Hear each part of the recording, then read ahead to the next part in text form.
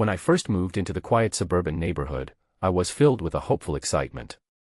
The house was small but cozy, nestled between two towering oaks that swayed gently in the breeze. It felt like the perfect place to start fresh, a peaceful retreat from the noise of the city I'd just left behind. During the day, the streets were lined with families mowing lawns and kids riding bikes, and I imagined the calm nights would be just as welcoming. But as evening settled in, a strange stillness took over. The laughter and chatter faded into silence, and shadows stretched long across the driveways. It was beautiful in a way, but also a little unsettling. Neighbors were friendly enough when I introduced myself, though I caught hints of unease in their voices when they mentioned the nights. Sometimes things get a little strange after dark, Mrs. Harper, who lived across the street, told me one afternoon. Some folks hear knocks or see lights flickering when no one's there. Nothing to worry about, just old stories, but it can be unnerving if you're not used to it. I smiled and nodded, chalking it up to neighborhood folklore. I was determined to enjoy the peace and quiet and not let ghost stories spoil it. The first night passed without incident.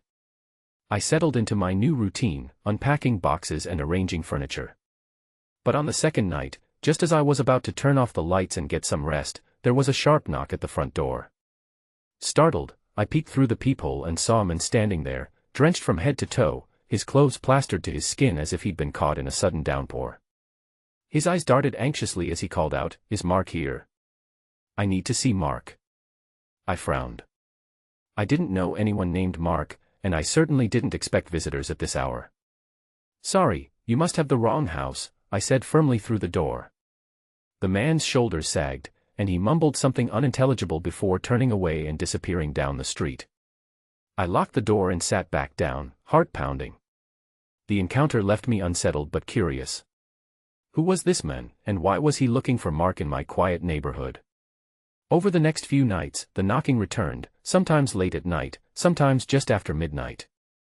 Each time, it was the same man, soaked and trembling, always asking for Mark. On a few occasions, I thought I heard faint whispers from just beyond the porch, words that didn't quite reach my ears but sent chills down my spine. I started keeping my phone close, texting my friend Lisa about what was happening. She urged me to call the police if it happened again, but part of me worried they'd dismiss it as a prank or a mistake. One evening, after a particularly stormy day, I found my porch light flickering erratically. When I stepped outside to fix it, I noticed something that made my stomach twist, a series of strange symbols scrawled near the base of the front steps, drawn hastily in what looked like charcoal or ash. They were jagged and unsettling, nothing I recognized. I took pictures and debated whether to share them with the police. The thought of involving authorities felt heavy, like admitting I was no longer safe in my own home. Yet, the fear was growing too strong to ignore. A few days later, I woke up to find some of my belongings moved. A pair of shoes that had been neatly placed by the door was now lying haphazardly in the grass, and a small garden gnome was missing entirely. I double-checked all the locks and windows, but everything seemed secure. I wondered if someone had been inside, or if the man asking for Mark was more dangerous than I'd thought. The neighborhood that once seemed so inviting now felt like a trap. The tension built steadily until one particularly stormy night when the knocking came again, louder and more insistent. I stood behind the door, heart racing, as the man called out in a hoarse voice, "Mark, please. You have to help me." Lightning flashed, briefly illuminating his pale, desperate face pressed against the glass. I refused to open the door, but something about his presence made the fear more tangible than ever before. After what felt like an eternity, I called 911. The police arrived quickly, their presence a comfort amid the storm. They questioned me carefully, then stepped outside to search the immediate area. Moments later, they returned with a man in handcuffs, the same men who had been haunting my nights. One officer explained in a low voice that he had a history of mental illness and had been missing for several days. They also revealed that the men had once lived in the neighborhood but had been asked to leave due to erratic behavior and disturbing incidents. The officers stayed for a while, reassuring me that the men would be taken to a hospital for evaluation. I felt a fragile sense of relief, but the experience left a lingering unease that wouldn't easily fade. The quiet suburb that had promised safety and comfort had shown a shadowy side I hadn't anticipated. In the days that followed, I kept a wary eye on my surroundings. The neighbors, who had seemed so normal and friendly before, now whispered quietly among themselves, casting furtive glances my way. The porch light stopped flickering, and the strange symbols disappeared, but I couldn't shake the feeling that something unseen was watching me. I started locking every door and window multiple times, even during the day. Still, I tried to hold on to the hope that this was an isolated incident, that the man's visits were a tragic mistake rather than a sign of something darker lurking nearby. I talked to Lisa often, and her voice on the phone grounded me in reality, reminding me not to let fear consume me. But each night, as the neighborhood fell into its eerie silence, I found myself listening intently for any sound, any knock, any whisper, that might shatter the calm once more. The experience taught me that even the quietest places can hold secrets, and that sometimes danger arrives not with a bang, but with a knock at the door. After the unsettling experience in the suburb, I needed to escape the suffocating tension that had settled over me. Lisa suggested I visit her old friend's cabin deep in the woods, a place she described as a perfect refuge, surrounded by nothing but nature and silence. I was hesitant at first, still rattled from the recent events, but the idea of being somewhere removed from neighbors and late-night knocks was too tempting to pass up. So, a few days later, I packed a bag and drove out to the remote cabin nestled in the heart of the forest. At first, the cabin was everything I hoped it would be. It sat quietly among towering pine trees, its wooden frame weathered but sturdy. The air was crisp and smelled of damp earth and pine needles. Inside, the walls were lined with old books and worn furniture that invited relaxation. For the first night, I slept soundly, lulled by the rhythmic rustling of leaves and distant calls of nocturnal creatures. The isolation felt like a balm to my frayed nerves, and I allowed myself to breathe freely again. But as the second night settled in, the calm began to erode. I woke around midnight to a faint tapping sound on one of the cabin's windows. At first, I told myself it was a branch swaying in the wind, but the tapping persisted, regular, deliberate, almost like a signal. My heart quickened, and I lay frozen in bed, eyes fixed on the windowpane where shadows played tricks in the moonlight. I told myself it was nothing, that the woods were full of natural sounds, but the unease crept in like a slow, cold fog. Later that night, I heard footsteps circling the cabin, crunching softly on the leaf litter outside. I pressed my ear to the wall, straining to catch any words or clues, but there was only silence except for the rhythmic tap of feet moving slowly around, then stopping abruptly. I locked every door and window, double-checking the latches, though the cabin had always felt secure. Still, the sense of being watched was unmistakable, gnawing at my confidence. The next evening a violent thunderstorm rolled in, shaking the cabin with howling winds and pounding rain. I sat by the fireplace, trying to distract myself with a book, but the atmosphere was thick with tension. Through the rain-streaked windows, I caught a glimpse of a shadowy figure standing just beyond the tree line, barely visible in the intermittent flashes of lightning. The figure didn't move, just watched. My breath hitched, and I hurried to close the curtains, locking the windows tight. The storm trapped me inside, and the cabin felt less like a sanctuary and more like a cage. Morning brought little comfort. The storm had left a mess of broken branches and soaked earth, but what caught my attention were the footprints leading up to the cabin's door. They were large, heavy prints pressed deep into the soft ground, heading toward the porch but stopping just short. Nearby, a torn piece of fabric fluttered from a low branch, its edges ragged as if ripped in haste. I shivered, feeling the oppressive presence from the night before still lingering in the air. I called Lisa, who immediately urged me to contact local authorities. A friend of hers who lived nearby came out to inspect the scene and agreed that the footprints and fabric were cause for concern.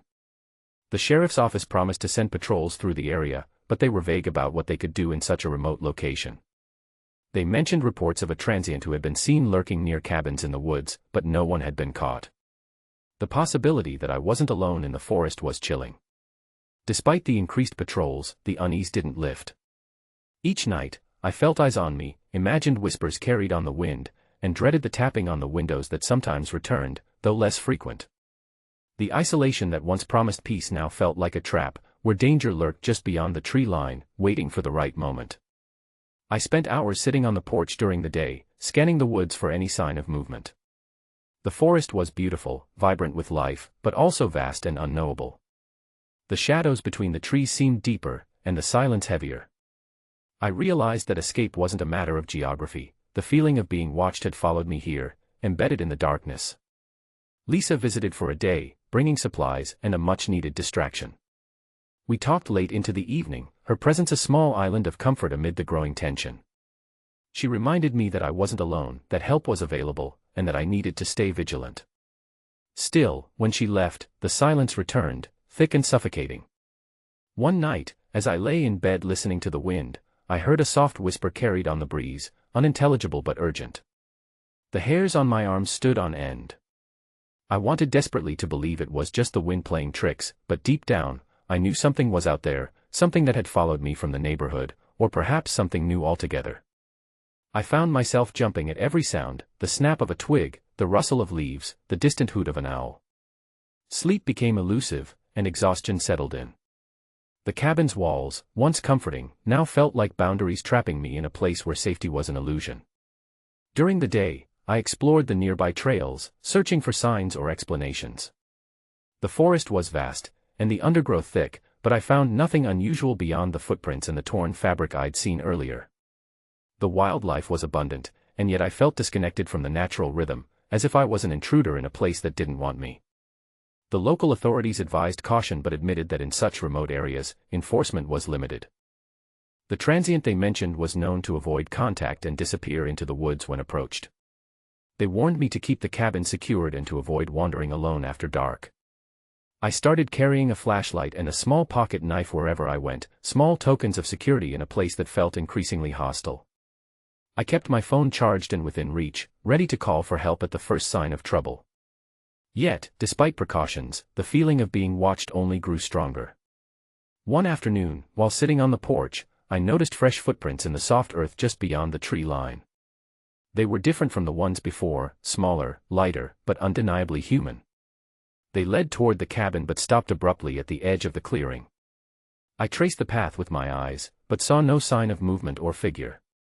A chill ran through me. The woods that once promised refuge now whispered warnings in every rustle and shadow.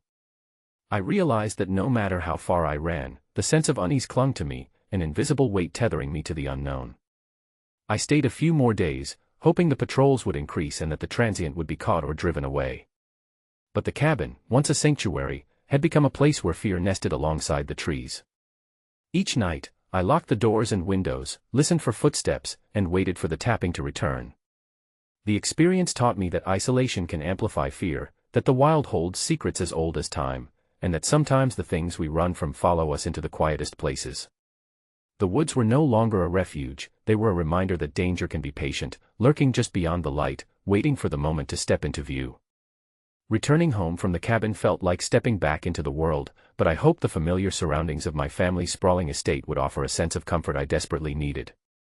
The house had been in our family for generations, a stately old mansion framed by ancient oaks and rolling gardens, filled with echoes of the past. I was looking forward to the reunion, imagining laughter and warmth to soothe the lingering shadows from my recent experiences.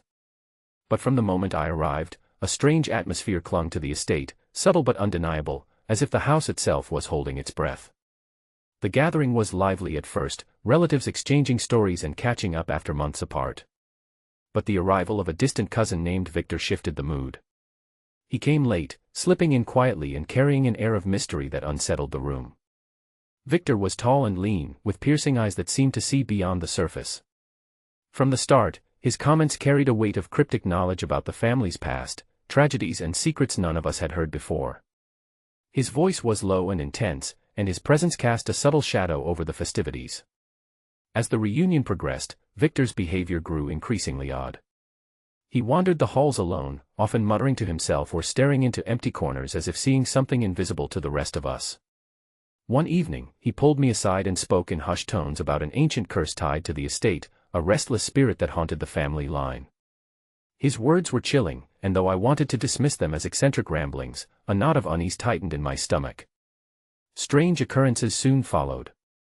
Heirlooms disappeared, only to be found in odd places, a silver locket left on a windowsill, a set of keys placed atop the grand piano.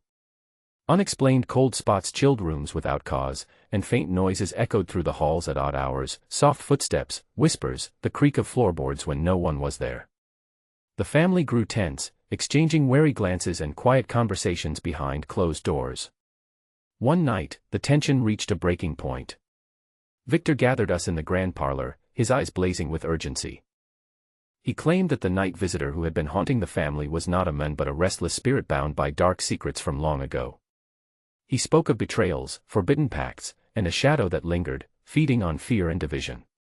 His words sent a ripple of unease through the room, and some family members dismissed him as delusional, but others listened with wide eyes, their faces pale. That night, the house seemed to come alive with an unsettling energy. Doors creaked open on their own, cold drafts swept through the corridors, and the flickering candlelight cast eerie shadows against the walls. Victor's frantic warnings echoed in my mind as I lay awake, feeling the weight of the past pressing down on us all. The following day, Greg, another distant cousin who had been quiet during the reunion, broke down in tears, confessing that he had been researching the family's dark history. He revealed letters and symbols tied to an obscure cult that had once operated in the area, a secret society rumored to have cursed the estate. His revelations added a new layer of fear and confusion, suggesting that the true threat had been lurking within the family all along. Greg's erratic behavior escalated into a desperate outburst, claiming he was trying to protect us from a malevolent force that sought to tear the family apart. The chaos that followed left everyone shaken, and Greg disappeared soon after, leaving behind a trail of unanswered questions and fractured trust. The police were called, but their investigations uncovered little beyond old records and vague warnings from local historians. In the aftermath, the family was left to grapple with the unsettling reality that the danger we faced might not be an external intruder, but something embedded in our own history. The nights were restless, filled with whispered conversations and cautious glances. I found myself questioning whom to trust and what secrets lay buried beneath the surface of our family legacy. Returning to my apartment after the reunion, the memories of the estate's haunted halls lingered alongside the fear I still carried from the suburb and the woods. I learned that the men who had been visiting me in the neighborhood had been watching for days before his arrest, a fact that deepened my sense of vulnerability. The police increased patrols around my building, but the feeling of being observed did not fully dissipate. Reflecting on all that had happened, the suburban stranger, the eerie cabin, and the haunted family estate, I realized that true horror can follow you, no matter where you go. It comes in many forms: the unknown figure on the doorstep, the unseen watcher in the woods, the restless spirit of a family's dark past. Each experience showed me the fragility of safety and the importance of remaining vigilant. But more than fear, these events taught me about the strength found in awareness and the courage required to face the unknown. I learned to trust my instincts, to seek support from those I could rely on, and to confront the shadows rather than run from them. The journey wasn't over, and the darkness hadn't fully lifted, but I carried with me the knowledge that I was not alone. In the end, the true horror lies not just in the threats around us, but in the secrets we keep and the trust we break. The family estate, the cabin in the woods, the suburban home, they were all stages for a larger story about fear, history, and the ties that bind us. And as I moved forward, I vowed to remain watchful, to honor the past without being consumed by it, and to face whatever came next with open eyes and a steady heart.